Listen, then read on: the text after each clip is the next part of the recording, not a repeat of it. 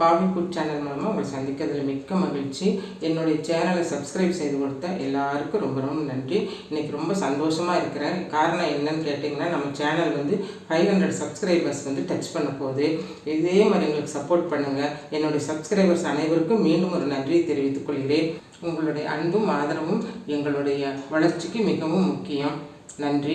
இன்றைக்கி நம்ம என்ன ரெசிபி செய்ய போகிறோம்னு பார்த்தீங்கன்னா, காலிஃப்ளவர் சில்லி தான் போட போகிறோம். அது வந்து பெரியவங்களுக்கு சின்னவங்க பெரியவங்க வரை எல்லாருக்குமே ரொம்ப பிடிச்ச ரெசிபியும் கூட.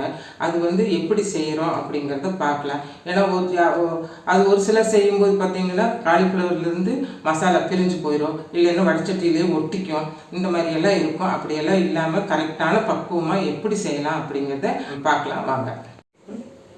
வாங்க இன்றைக்கி காலிஃப்ளவர் சில்லிக்கு என்னென்ன இன்க்ரீடியன்ட்ஸ் வேணும்னு சொல்லி பார்க்கலாம். இப்போ பார்த்தீங்கன்னா காலிஃப்ளவர் வந்து நான் ஒரு பெரிய பூ எடுத்துருக்கிறேன். கிட்டத்தட்ட 600 கிராம் இருக்கும். க்ளீன் பண்ணி வச்சுருக்கேன். எப்படி க்ளீன் பண்ணேங்கிறது உங்களுக்கு சொல்கிறேன் பாருங்கள். இப்போ காலிஃப்ளவர் வந்து நம்ம பிச்சு எடுக்கும்போது இந்த மாதிரி தண்டோடு தான் வரும்.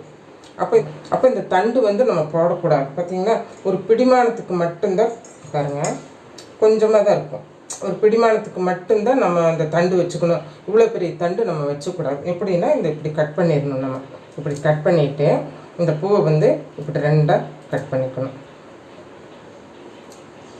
இந்த மாதிரி கட் பண்ணி போட்டுக்கணும். இந்த மாதிரி தண்டு நமக்கு தேவையில்லை. இது மாதிரி போடவும் கூடாது. சரிங்களா? இப்போ இதுக்கு என்னென்ன இன்க்ரீடியன்ட்ஸ் வேணும்னு நான் சொல்கிறேன். கடல் மாவு 2 ஸ்பூன் எடுத்துருக்கிறேன்.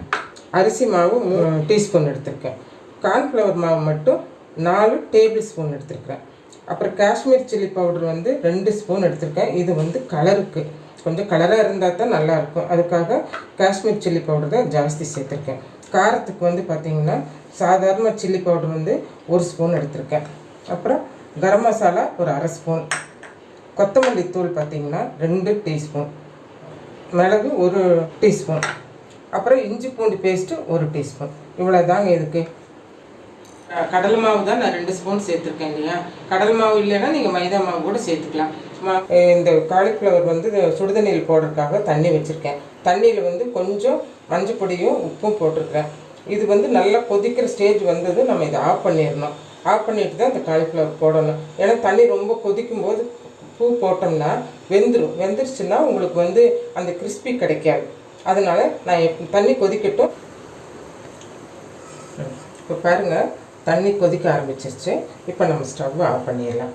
ஆஃப் பண்ணிவிட்டு இந்த காலிஃப்ளவரில் நம்ம இது கூட சேர்த்துக்கலாம். ஆஃப் பண்ணிட்டு தான் நம்ம சேர்க்குறோம். சுடுதண்ணியில் ஏன் போடுறோன்னா, இதில் புழு எல்லாம் இருக்கும், சின்ன சின்ன பூச்சிகளும் இருக்கும். அதெல்லாம் நம்மளால் க்ளீன் பண்ண முடியாதுல்ல. இந்த சுடுதண்ணியில் போட்டால் எல்லாமே தண்ணியில் வெளியே வந்துடும். அப்புறம் நம்ம க்ளீன் பண்ணிக்கலாம். இப்போ இதில் சேர்த்தியாச்சு. மூடி போட்டு ஒரு 5 நிமிஷம் மூடி வச்சிடலாம். இப்போ 5 நிமிஷம் ஆயிடுச்சு. இப்போ இந்த காலிஃப்ளவரை தண்ணியை வடிச்சிட்டு வந்துடுறேன். வந்து இந்த இன்க்ரீடியன்ட்ஸ் எல்லாம் இதில் சேர்த்து நம்ம ஒரு பேஸ்ட் பார்த்துக்கு கொண்டு வந்துக்கலாம். இப்போ அதுக்கு வந்து பார்த்திங்கன்னா கடல் மாவு சேர்த்துக்கலாம், அரிசி மாவு பார்த்திங்கன்னா நம்ம காஷ்மீர் சில்லி பவுடர் தான் எடுத்திருக்கேன். ஏன்னா இதுதான் வந்து கொஞ்சம் கலர் கொடுக்கும் அப்படிங்கிறதுனால இது 2 டீஸ்பூன் எடுத்திருக்கேன். காரத்துக்கு வேண்டி 1 டீஸ்பூன் ரெட் சில்லி பவுடர், மிளகு 1/2 ஸ்பூன், கொத்தமல்லி தூள் 2 டீஸ்பூன், கரம் மசாலா 1/2 ஸ்பூன், அப்புறம் இஞ்சி பூண்டு பேஸ்ட்டு அது 1 டீஸ்பூன். இது கூட பார்த்திங்கன்னா நம்ம கார்ன்ஃப்ளவர் மாவு தான் கொஞ்சம் அதிகமாக இருக்கும். இதெல்லாம் 3 ஸ்பூன் போட்டோம் இல்லையா அரிசி மாவு. இது வந்து 4 டேபிள் ஸ்பூன் போட்டிருக்கேன். இப்போ அதையும் இதோடு சேர்த்துக்கலாம். சேர்த்துட்டு இதுக்கு தேவைக்கான உப்பு வந்து கொஞ்சம் கம்மியாக தான் இருக்கணும். ஒரு 1 ஸ்பூன் போடுறேன். பார்த்திங்கன்னா உங்கள் தேவைக்களவாக சேர்த்துக்கோங்க. ஏன்னா உப்பு ஒருத்தருக்கு ஜாஸ்தி பிடிக்கும், ஒருத்தர் கம்மியாக சாப்பிடுவீங்க. உப்பு வந்து உங்களோட டேஸ்ட்டுக்கு தகுந்த மாதிரி சேர்த்துக்கோங்க. இப்போ இதெல்லாம் நம்ம வந்து கலந்துக்கலாம். எல்லாம் இது மிக்ஸ் பண்ணிவிட்டு இது கூட வந்து பார்த்திங்கன்னா லெமன் ஒரு 1/2 லெமன் வந்து இதில் சேர்த்துக்கிறோம். லெமன் இல்லைன்னா தயிர் கூட சேர்த்துக்கலாம். நான் லெமன் தான் இதுக்கு சேர்த்துறேன். பார்த்தீங்கன்னா லெமன் வந்து ஒரு ½ லெமன்.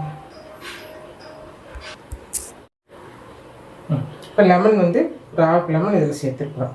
இப்போ இதெல்லாம் வந்து நம்ம மிக்ஸ் பண்ணிக்கலாம். மிக்ஸ் பண்ணிவிட்டு தண்ணி கொஞ்சம் கொஞ்சமாக சேர்த்து மிக்ஸ் பண்ணணும். தண்ணி சேர்த்துக்கலாம்.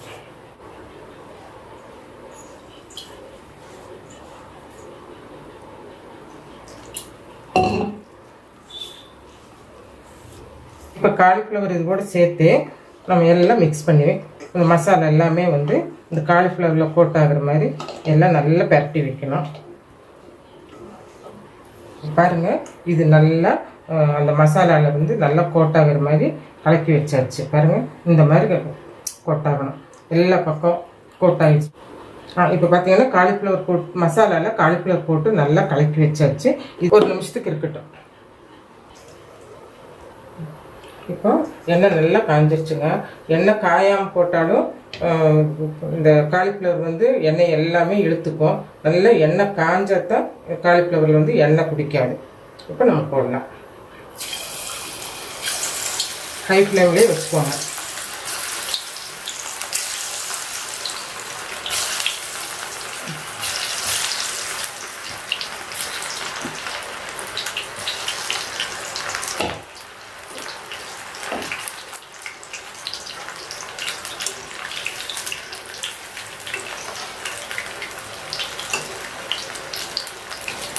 பாருங்கள், நம்ம போட்ட மசாலா எல்லாம் வந்து பிரியவே இல்லை. எண்ணெய் பாருங்கள் தெளிவாக இருக்குது. இந்த மாதிரி தான் செய்யணும். இது காலிஃப்ளவர் போட்டுட்டு நம்ம திருப்பி விட்டுட்டே இருக்கணும். அப்படியே விட்டுறக்கூடாது. விட்டால் அது ஒரு பக்கமாக ரொம்ப செவந்துடும். பாருங்கள், இந்த மாதிரி நல்லா திருப்பி திருப்பி விட்டுட்டுருக்கணும்.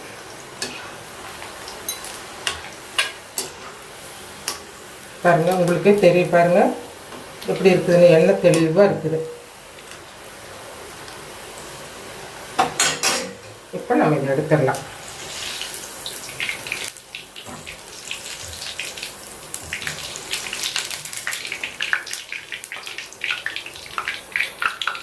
பாருங்கள் எப்படி இருக்குதுன்னு. கொஞ்சம் கூட மசாலா வந்து எண்ணெயில் பிரிஞ்சு வரல. வடச்சட்டிக்கு ஒட்டவும் இல்லை. இந்த மாதிரி தான் எடுக்கணும். பாருங்கள், சத்த சலசலன்னு வருது. இப்படி அது எல்லாமே போட்டு எடுத்துக்கலாம் நம்ம.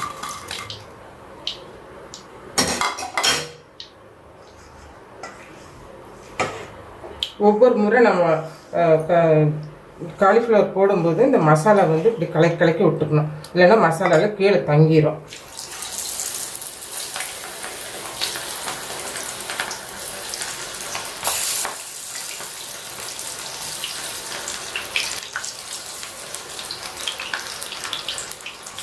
எல்லாமே போட்டு எடுத்தாச்சு.